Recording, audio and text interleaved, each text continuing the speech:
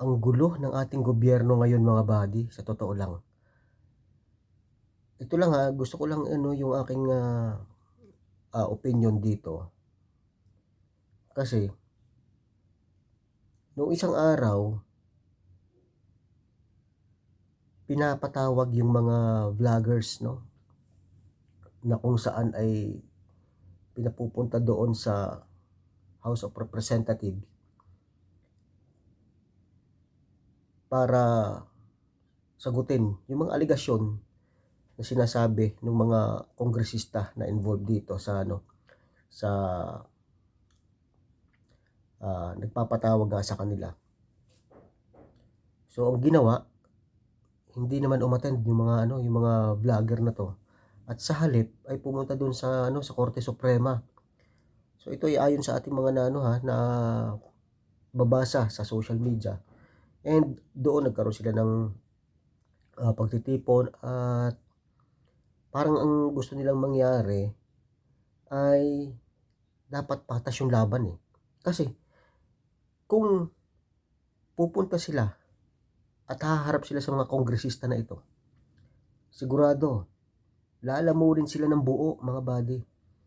At ang masama pa, baka mamaya pag nagkamali sila ng sagot, iko-contempt sila at magaya doon sa doon sa executive secretary ba yan ni VP Sara noon, 'di ba? Yung lawyer. At ilang mga personalidad din, ilang mga resource person din ang nakulong, 'di ba? Alam naman natin yan, nasa balita yan. Tapos kahapon,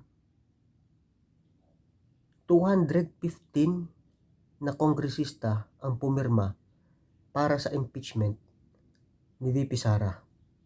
Hindi ba kayo nagtataka? Parang parang planado to lahat. Hindi siguro talagang planado lahat. So gusto nilang imbitahan itong mga vlogger sa sa House of Representatives, and kapag pumunta at nagkamali sila ng mga sagot or maaaring i-agitate nila, iko-contempt ngayon. So makukulong yung mga vlogger.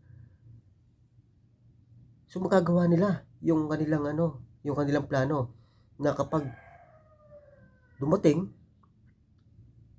yung susunod na araw, pipirma naman sila para sa impeachment ni Inday Sara, ni VP Sara. At walang mga vlogger, siyempre nakakulong lahat eh. At walang mga vlogger na magpo-post ng kung ano-ano sa social media. Kaso, hindi yun ang nangyari. Mauutak yung mga vlogger. May mga pinag-aralan ng mga yon. Mga professional, hindi basta-basta. Hindi sila pumunta doon sa patibong ng mga kongresista na ito. So ngayon, nagkaroon na ngayon ng mainit na talakayan sa social media. Lumabas na yung mga pangalan ng mga pumirma para sa impeachment ni Inday Sara. 215 sila.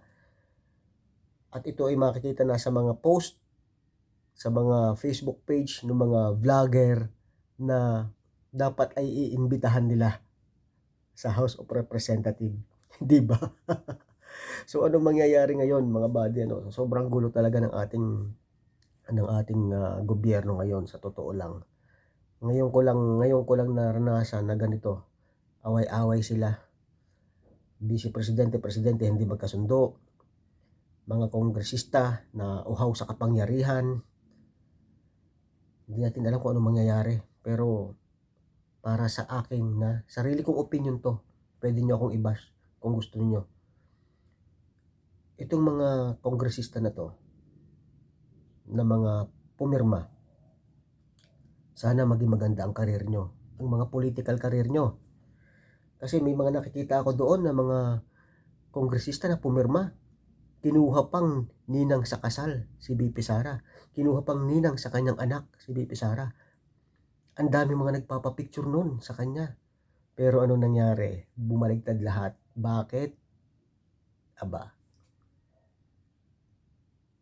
when money talks, everybody listens.